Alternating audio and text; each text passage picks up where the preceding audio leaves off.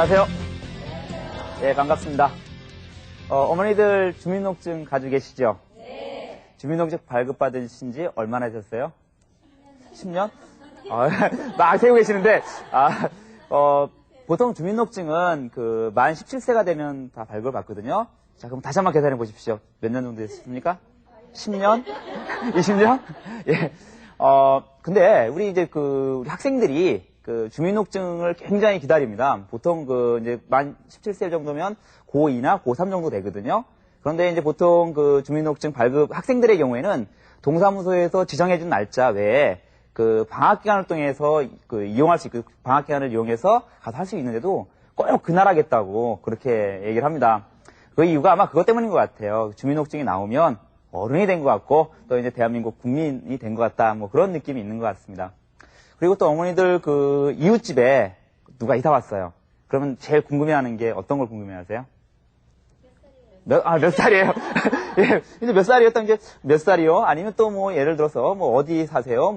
또 부인, 남편은 뭐 하세요? 이런 거 그렇죠? 근데 이제 아까 나이를 말씀하셨는데 제일 궁금하잖아요. 근데 사이가 좋을 때는 서로가 너 몇 살이야? 너 나 몇 살이야? 이런 식으로 해서 나이가 딱 통일이 되는데 심한 경우는 이제 싸움이 붙었어요.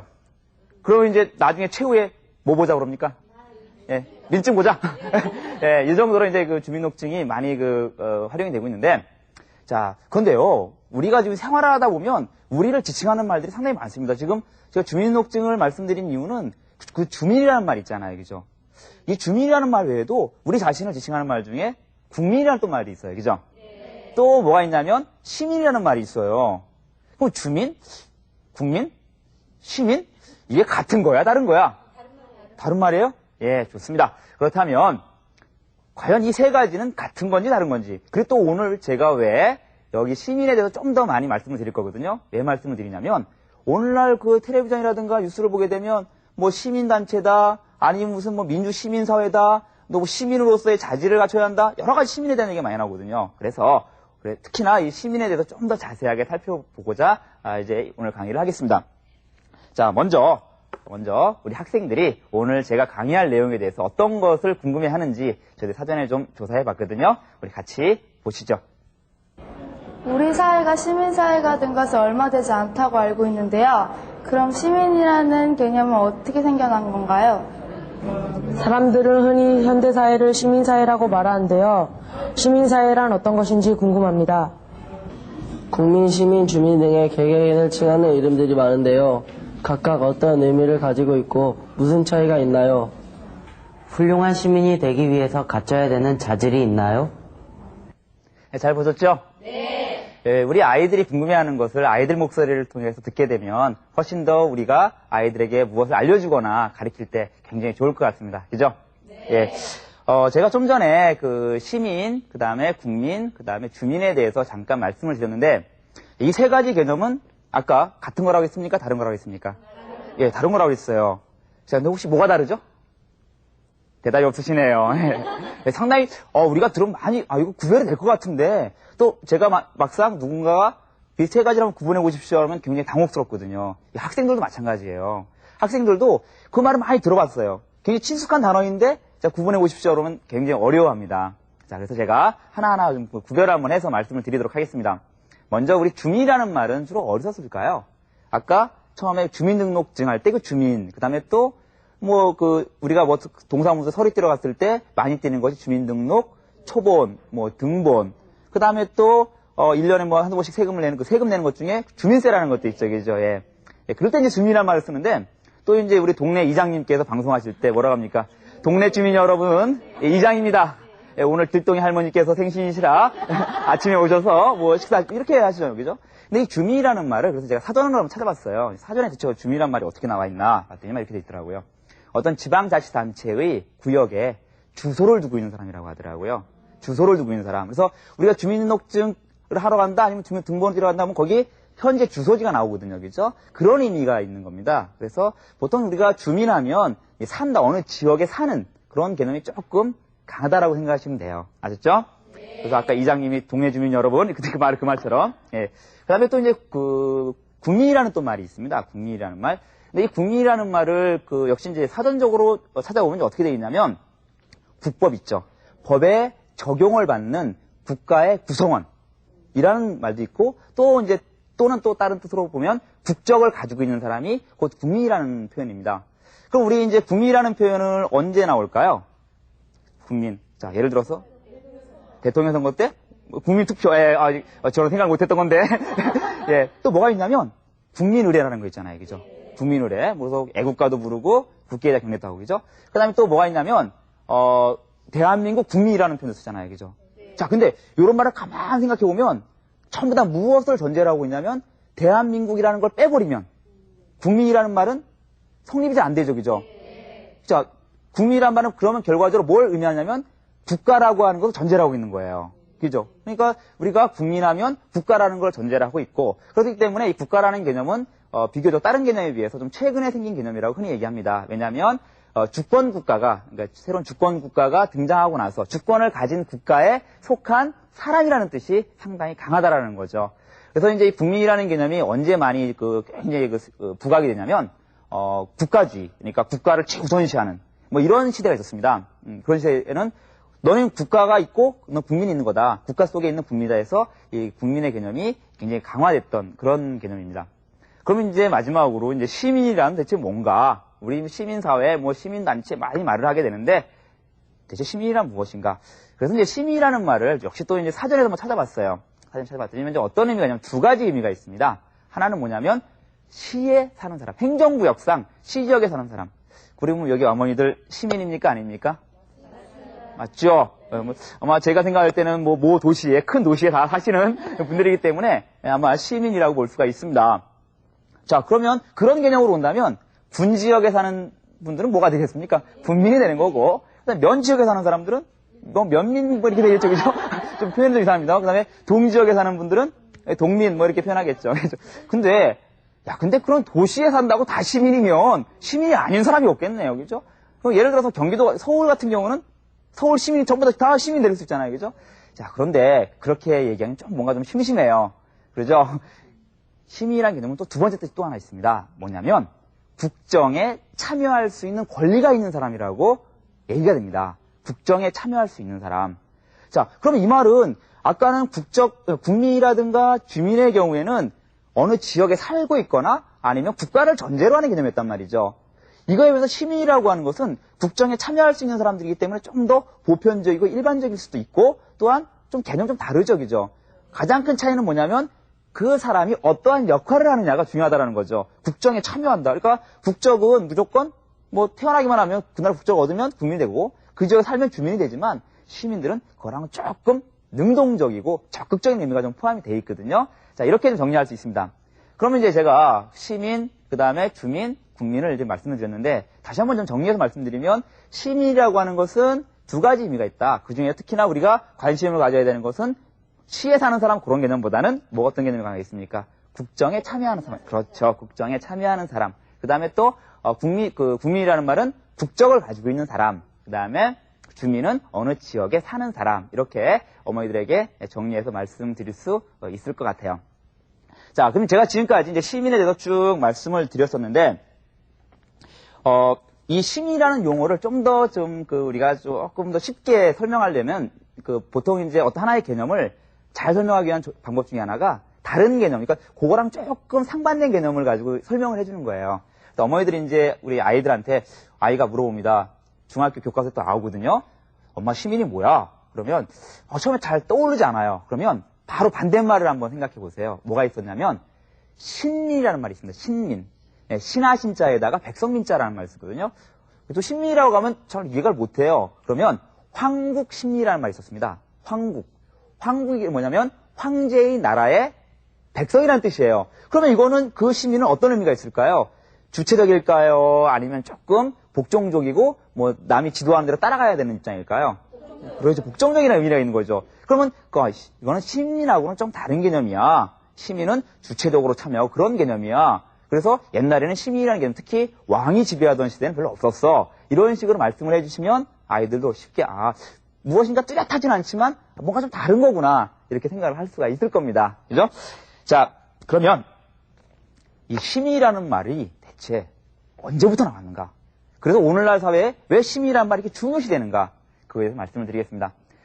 우리 어떤 시민이라는 말을 처음으로 말씀하신 분이 누군가 이렇게 그런 걸 좀 찾아보니까, 아리스토텔레스라는 분이 정치학이라는 책에서 이렇게 표현했습니다.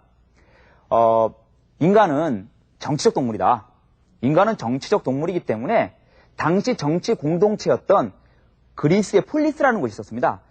정치 공동체인 그 폴리스에 참여할 때만이 우리 인간은 인간성을 실현할 수 있다라고 얘기합니다. 그렇기 때문에 바로 그 공동체에 참여하는 그 사람들이 오늘날로 얘기하면 이제 시민의 출발점이라고 봤던 거예요. 그리고 또 이제 아리스토텔레스 같은 경우에는 시민이 갖추어야 될 자질은 어떤 것이냐 해서 지배자로서의 자질뿐만 아니라 피지배자로서의 자질, 즉 시민은 지배자와 피지배자의 자질을 갖춘 사람, 이렇게 묘사가 해주고 있습니다. 그래서 우리가 일반적으로 이 시민이라는 개념은 고대 그리스에서 시작됐다. 그리스에서 시작되는 게 상당히 많습니다. 뭐 철학도 많이 거기서 시작됐고, 그다음에 민주정치라는 것도 그쪽에서 많이 시작됐다라고 얘기를 하고, 또 우리가 알고 있는 철학자도 무지하게 많습니다. 뭐 플라톤도 있고, 뭐도 있고, 뭐 아리스토텔레스도 있고 많습니다. 자, 아무튼 이러한 시민의 개념이 그리스에서 처음 시작되는데요. 근데 당시의 시민들은 오늘날의 시민들과는 조금 달랐어요. 어떻게 달랐냐면, 그 당시에 그리스에서 시민이라고 지칭될 수 있던 사람들은 누구였냐면, 자, 먼저 성인이어야 됩니다. 그 다음에 남자여야 돼요. 그리고 세 번째는 자유민이어야 됩니다. 자, 그 사람들은 정치에 참여할 수가 있었어요. 시민총회에 참여해가지고 의사결정을 할 수 있었습니다. 그 지역에 의사결정을 할 수 있었던 거죠. 자, 그러면 이것은요, 아까 제가 세 가지 조건을 말씀드렸는데, 그럼 여기에 해당하지 못하는 사람들이 있습니다. 자, 먼저 성인이 아닌 사람들은 주민이 아니겠죠, 그죠? 네. 이거는 이제 오늘날도 비슷해요. 근데 두 번째 조건이 있었죠. 누가 있었죠? 여자. 그렇죠, 여자. 남자만 참여할 수 있었습니다. 우리 여성분들은 상당히 그 당시에도 좀 대우를 못 받았던 것 같습니다. 그 다음에 세 번째는 뭐냐면 자유민이었어요. 그럼 자유를 가지 못한 사람이 누구냐면 노예들이 되겠죠, 그죠? 노예들은 그런 권리가 없었어요. 그리고 또 하나, 외국인들한테도 시민권을 주지 않았다고 합니다. 이렇게 해서 이제 시민의 개념이 처음으로 역사에 등장을 하는데, 이 개념이 막 계속 발달하지는 못합니다. 왜냐하면 그 중간에 고대 그리스가 지나고 나서 시대적으로 본다면 중세 시대가 열리는데, 이 중세 시대, 혹시 중세가 어떤 시대인지 아세요? 잘 기억 안 나시면 그걸 생각하십시오. 우리 영화에 보면 아더왕 이야기 있죠. 막 말 타고 달리면서 기네비아 공주 막 이렇게 결혼하려고 하고 막 그 상황, 바로 그 시대가 이제 중세라고 볼 수 있는데, 이 중세에는 시민이라고 하는 계층이 발달하기가 굉장히 어려웠던 모양입니다. 어려웠습니다. 사회 분위기가. 또 종교가 모든 걸 지배했고, 봉건 영주들이 지배하고 있었기 때문에. 자, 그러다가 중세 말기가 되면 사회가 또 이제 한번 변화가 됩니다. 어떻게 변하냐면, 봉건 영주들로부터 자치권을 얻은 자치 도시들이 생기게 돼요. 도시들. 근데 이 도시에 살던 사람들이 오늘날 얘기하는 시민의 어떤 또 하나의 기원이 됩니다. 우리가 그 시민들을 뭐라고 부르냐면, 그 당시에 그 성 안에 살던 사람들을 부르주아라고 불렀습니다. 부르주아. 근데 여러분, 부르주아라는 말은 어디서 나온 말이냐면, 성이라는 표현, 그러니까 부르주아의 그 앞에 있는 부르주아라고 하는 말은 성이라고 하는 뜻이거든요. 그러니까 우리 토성 같은 텅이죠. 남한성 할 때 남한성 할 때 성. 이런 성에 살던 사람들을 바로 부르주아라고 불렀습니다. 근데 재밌는 거는 그 사람들이 어떤 일에 종사했느냐면, 주로 상공업에 종사했던 거예요. 상업과 공업에. 그 당시에 많은 상업 활동이 장려됐기 때문에, 또 발달했기 때문에, 이분들은 그러한 활동에 종사하면서 많은 부를 이제 축적하게 됩니다. 우리가 흔히 이제 교과서적인 표현을 들리면, 이게 유산계급이 된 거예요. 돈이 많은 사람들이 됐습니다. 자, 이렇게 돈을 버는 이 사람들은 처음에는 이제 자기들이 이런 상업 활동을 하는 데 있어서 누가 도움을 줄 것인가, 누구랑 손을 잡을 것인가. 자, 가만 보니까 봉건 영주들보다는 당시 절대 그러니까 통일 국가를 지향했던 왕들에게 좀 더 가는 것이 자기들의 상업 활동을 보호할 수 있을 것 같아요. 그거에 대한 자세한 내용은 다음에 또 말씀드릴 기회가 있을 것 같고요. 아무튼 이 부르주아들과 처음에 절대 군주들은 서로가 잘 지냅니다. 어떤 식으로 지내냐면, 부르주아들은 세금을 내줘요. 왕한테 세금을 내주고, 또 왕은 자신이 그 당시에 많은 군사력도 필요했고, 많은 이제 관료들을 거느리기 위해서 많은 돈이 필요했었어요. 자, 그 돈을 필요한데 부르주아들이 돈을 대주는 거예요. 대신에 그 왕은 뭘 해주냐면, 이 부르주아들의 상업활동을 보장해 주는 겁니다. 그러니까 서로가 어떻게 되는 거예요? 기브 앤 테이크, 주고받고 서로가 이제 좋았던 거죠. 그런데 하늘의 태양이 두 개일 수 없듯이, 이 정치 권력을 놓고, 이제 어떻게 보면 부르주아들은 보다 많은 정치 권력을 원하고, 이에 반해서, 누굽니까? 이 절대 왕들은 권력을 빼앗기려고 하지 않습니다. 그러니까, 내 나라 못 준다, 한번 붙었습니다. 바로 그게 뭘까요? 전쟁. 예, 전쟁인데, 조금 이제 교과서적으로 표현하면, 뭐냐면, 시민혁명이 이제 일어나게 됩니다. 자, 여기서 중요한 게 있어요. 누가 승리합니까? 부르주아가 승리할까요? 절대 왕이 승리할까요? 부르주아들이 승리합니다. 자, 이게 중요하게 어머니들이 좀 기억을 하셔야 될 겁니다. 왜 기억을 해야 되냐면, 여기서 아까 부르주아들은 어떤 사람들이라고 그랬죠? 네, 상업에 종사했고, 그 다음에 일단 부자들이에요. 부자들이었기 때문에 그들이 승리하면서 결국 정치적인 참여와 그다음에 경제활동의 자유를 얻은 것은 바로 그들이었거든요. 자, 그럼 우리 아까 이제 그리스를 설명했을 때처럼 다시 한번 발상을 한번 거꾸로 한번 해보죠. 자, 그렇다면 누구나 다 정치에 참여할 수 있었다는 의미입니까? 아니죠. 그럼 부르주아가 아닌 사람들은 정치에 참여할 수가 없었다는 얘기죠. 자, 그러면 부르주아가 아닌 사람들은 누가 있었을까요? 여자는 조금 일단은 좀 이따 다시 얘기하고요. 보다는 가난한 사람들이잖아요, 일단. 그렇잖아요. 부자들 반대 가난한 사람들이죠. 가난하거나 농업에 종사하는 사람들. 노동자들은 여전히 선거에 참여할 수가 없었습니다. 물론 여성들도 정치에 참여할 수가 없었던 것이죠. 예. 자, 이렇게 해서 이제 시민의 개념이 오늘날의 시민과 그 당시 근대 그 시민혁명기의 시민은 또 조금 약간 좀 다른 의미가 있다라는 거 아셨죠? 예. 그래서 우리 흔히 뭐 시민혁명이 일어나고 나서 바로 무슨 모든 사람들한테 선거권이 주어졌다 이렇게 얘기하기 쉬운데 그렇지는 않습니다. 1846년에 그 프랑스에서 이제 선거법이 개정이 돼요. 선거법이 개정되는데 그 당시 프랑스에서 성인 남자 중에서 선거권을 가질 수 있던 사람들은 몇 프로나 될 것 같습니까? 우리가 생각하는 것도 너무 적어요. 3%밖에 안 됩니다. 그러니까 선거법이 바뀌어가지고 보다 많은 사람들이 선거에 참여할 수 있다고, 투표에 참여할 수 있다고 했는데도 그 범위는 불과 3%밖에 안 되는 거예요. 또 그들도 누구냐면 아주 부자들이라거나 아니면 대학 교수라든가 법률가라든가 아니면 소수의 귀족들. 예. 이런 사람들만 참여할 수 있었던 것입니다. 예. 그래서 제가 우리 그 시민권의 가장 대표적인 것이 선거거든요. 선거에 참여할 수 있는 그 범위가 어떻게 확대되어 갔는지 제가 차트를 보면서 말씀을 드리도록 하겠습니다. 자, 근데 이거 말씀드리기 전에 과연 누가 가장 선거권을 나중에 얻었을까요?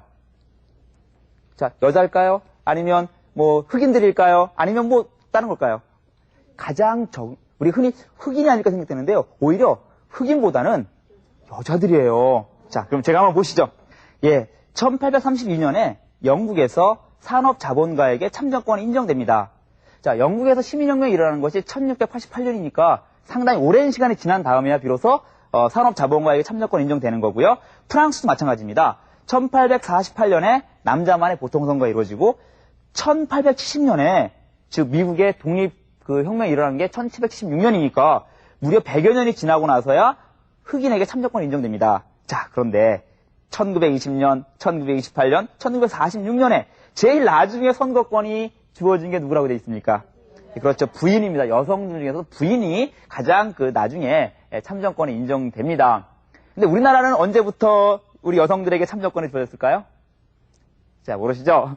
우리나라는 1948년에 최초로 선거가 벌어지는데 그때 이미 여성들에게도 전부 다 참정권이 주어졌어요. 우리나라는. 그래서 우리나라는 자, 이게 원래부터 그랬나 보다 생각하기 쉬운데 그게 아닙니다. 정말 200여 년의 아주 굉장한 노력에 의해서 이런 선거권을 얻게 된 거예요. 자, 그리고 이제 그 현대사회를 시민사회라고 우리가 흔히 얘기를 하거든요. 근데 이 시민사회에서 가장 중요한 게 참여라고 합니다. 그래서 민주시민사회는 참여로 시작해서 참여로 완성된다는 말이 있어요. 그리고 이러한 참여와 관련해서 가장 요즘에 많이 부각되는 것이 시민단체입니다. 그죠? 그리고 이 시민단체는 어떠한 역할을 해야 되고 우리 사회에서 어떠한 위상을 차지하고 있는지 그리고 또 어떻게 활동하고 있는지 저희들이 조금 조사를 해봤거든요. 어머니들 같이 화면으로 확인해 보시죠. 시민들의 능동적인 참여를 양분 삼아 우리 사회에 청정제로 거듭나고 있는 시민단체. 오늘은 더욱 활발한 운동을 펼치고 있는 시민단체에 대해서 알아볼까요?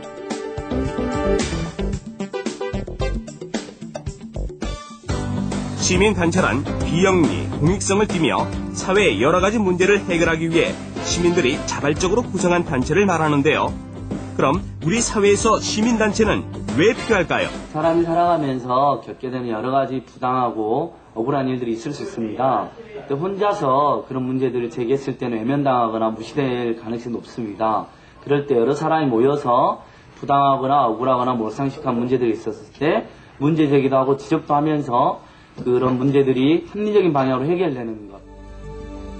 그럼에도 불구하고 근래에 와서는 민주화 이후 단시간 내에 증가한 시민단체에 대해 우려의 목소리가 높아지고 있는데요.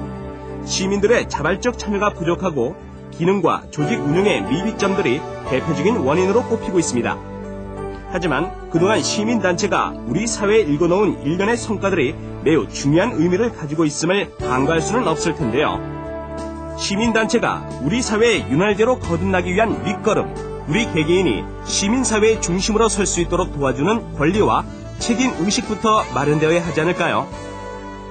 네, 잘 보셨죠? 네. 이 시민단체는 한 사회의 어떤 청정제 역할을 합니다. 그죠? 그런데 이제 우리 시민단체에 대해서 조금 만족스럽지 못하신 분들은 이런 말씀을 하십니다. 붕어빵에 붕어가 없는 것처럼 시민단체에 시민이 없다.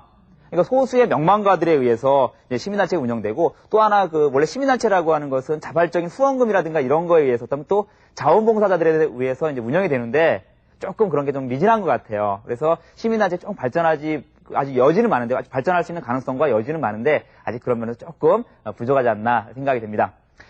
그리고 제가 지금 우리 시민사회라고 하는 것은 참여로 시작해서 참여로 완성된다고 했는데, 이 참여의 방법에는 여러 가지가 있거든요. 제가 간단하게 그것만 잠깐 말씀드리겠습니다. 자, 잠깐 판서를 하겠습니다. 자, 우리 참여의 방법에는요, 지금 제가 좀 전에 말씀드렸던 것처럼, 거창하게 지금은 뭘 말씀드렸냐면 시민단체를 말씀드렸거든요. 자, 이 시민단체에 참여하는 것도 하나의 중요한 참여 방법이에요. 근데 이런 것만 있는 건 아닙니다. 가장 중요한 거. 자, 시민 참여의 가장 중요한 것이 무엇일까요? 가장 기본적인 거. 국민의 의사를 국가 정책에 반영하는 방법. 뭘까요? 아까 어머니들이 얘기해 주셨어요. 선거입니다. 네, 선거요. 예, 어머니 맞습니다. 선거라든가 투표. 이런 것이 가장 대표적인 방법이고요. 그 다음에 또 이거 외에도 어머니들이 어떤 국가의 일에 대해서 막 인터넷이라든가 이런데 글을 올리는 거 있잖아요. 그럼 독자 투고, 이런 것도 되고요. 좀 더 이제 좀 과격하다고 싶을 수 있는 것이 뭐가 있냐면 시위. 네, 이런 모든 것들이 참여의 방법입니다. 그 중에서 이제 아까 말씀드렸던 우리 시민단체에 참여하는 것이 이제 좀 적극적인 방법이 될 거고요. 그다음에 가장 보편적이고 또 가장 중요한 것은 바로 선거나 투표를 통해서 이제 하는 거죠. 자, 이렇게 이제 우리 사회를 제가 지금까지 쭉 말씀드린 건 뭐였냐면 시민이란 무엇이다. 그 다음에 또 국민은 무엇이고 주민은 무엇이다. 그리고 또 그걸 구별한 이유는 뭐냐면 시민이 대체 무엇이냐를 제가 설명드리기 위해서 했고요. 그럼 또 시민은 어떻게 이제 개념이 왔는가. 근데 거기 중요한 건 또 뭐냐면 시민이라고 하는 것이, 그다음에 우리가 시민의 권리를 가질 수 있는 것은 남이 준 것이 아니라는 것이죠. 주민 것이 아니라 너 이거 가져. 너 이제 시민권 가져. 이런 게 아니라 정말 끊임없는 노력을 벌였던 거죠. 여성들이 막 시위를 벌이고 왜 우리에게만 참여권 안 주느냐 달라. 막 욕을 했던 것이죠. 결국 그런 거에 의해서 오늘날과 같은 우리의 시민의 권리가 주어진 것입니다. 자, 그렇다면 이러한 시민사회에서 우리가 가져야 될 가장 중요한 자질은 어떤 것이 있을까요? 자, 우리가 많이 있을 겁니다. 준법 정신도 있을 것이고, 여러 가지가 있을 수 있어요. 근데 저는 여기서 하나만 말씀을 드리고 싶습니다. 바로 뭐냐면, 관용이라고 하는 거예요. 관용.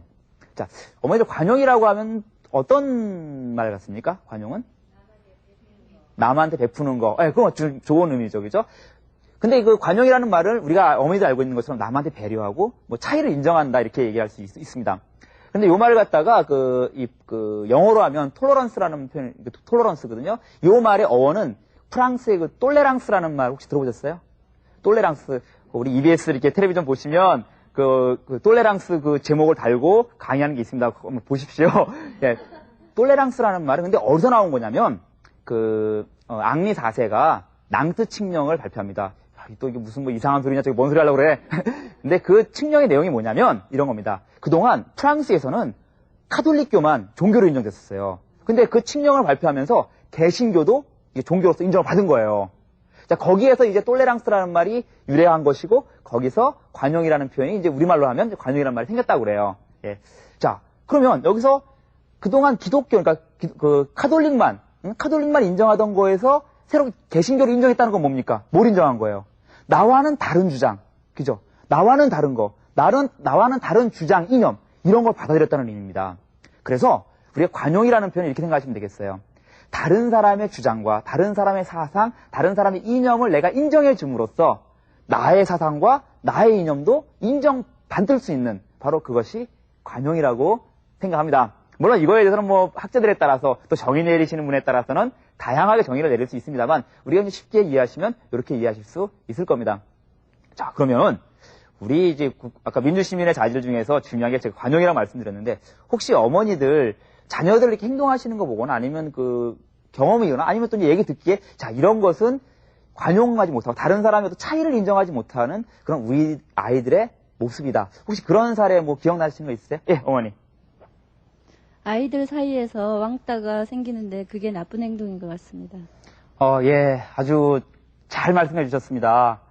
우리 왕따, 집단 따돌림이라고 하는 것은 결과적으로 다른 사람과 나와 다르면 걔를 따돌림 시키는 거잖아요, 그죠? 예, 저도 그래서 저희 그 딸아이를 이제 초등학교에 처음 보내면서 제일 걱정했던 게 저희 딸이 조금 등치가 좀 있거든요.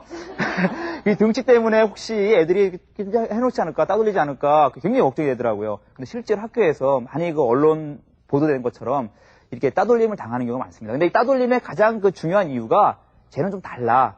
예를 들어 피부 색깔이 좀 달라. 아니면 쟤는 집안 환경이 좀 달라. 아니면 몸이 좀 이상해. 신체에 어떤 장애가 있어. 이런 거. 그러니까 다른 차이를 인정하지 않는다라는 거죠. 그러니까 다른 사람에 대한 인정하지 않는 거. 바로 이것이 따돌림의 원인이 되는 것 같습니다. 근데 물론 요것뿐만 아니라 외국인에 대해서도 역시 그런 생각을 많이 하는 것 같아요. 우리나라에 보면 지금 많은 그 외국인들이 지금 들어와 있잖아요. 그죠? 일하시러. 그러니까 외국인 노동자들에 대해서 괜히, 쟤 보면 피부 색깔이 좀 우리보다 좀 더, 진해. 몸이 좀 까매. 아니면 이렇게 되면 괜히 좀 무시하려고 그러고 막 그런단 말이죠. 예. 이런 거 말고도 우리 학교에서 또 많은 이런 관용스럽지 못한 남을 인정하지 않는 거 그런 말 중에 이제 하나 있거든요. 제가 느낀 게 있습니다. 뭐냐면 우리 여학생들 특히 많이 하는데 이 얘기들 우리 여학생들한테 제가 혼날 것 같은데 여학생들이 자기 마음에 안 드는 사람 있으면 딱 눈을 일단 내려깝니다. 그래서 재수없어. 그러면 제가 그 얘기를 딱 들으면 소름이 쫙 끼쳐요. 결국 재수없다라는 건 뭐냐면 나 너 싫다. 나 너 싫다. 그러니까 싫다라는 표현을 굉장히 재수없어라는 표현. 그러면 또 그 약간 그 여학생 특유의 눈 약간 내려깔고 뭐 이런 게 있잖아요. 그죠? 예, 그런 거 볼 때마다 마음이 좀 그렇거든요. 자, 제가 오늘 지금까지 쭉 이제 그 시민, 뭐 주민, 국민 이런 말 좀 하시면서 시민사회 발달 과정 쭉 말씀드렸습니다. 오늘 제가 말씀드린 거 핵심적인 거 두 가지만 어머니들한테 꼭 기억을 해줬으면 좋겠습니다. 하나는 뭐냐면 시민의 개념이 시민이라는 것이 어느 하나 갑자기 뻥 태어난 게 아니다. 지난한 역사 속에서 계속적인 노력에 의해서 된 것이다. 그거 하나 하고요. 또 하나는 뭐냐면 좀 전에 말씀드렸던 것처럼 이런 민주 시민사회에서 우리가 시민으로서 우리 자녀들이 가져야 될 자질들이 많지만 그중에 제가 꼭 오늘 부탁드리고 싶은 것은 나와 다름을 인정할 수 있는 그러한 어떤 관용의 그런 태도 이런 걸 어머니들이 키워주셨으면 참 좋겠다 생각을 했습니다. 오늘 강의는 여기까지 하겠습니다. 감사합니다.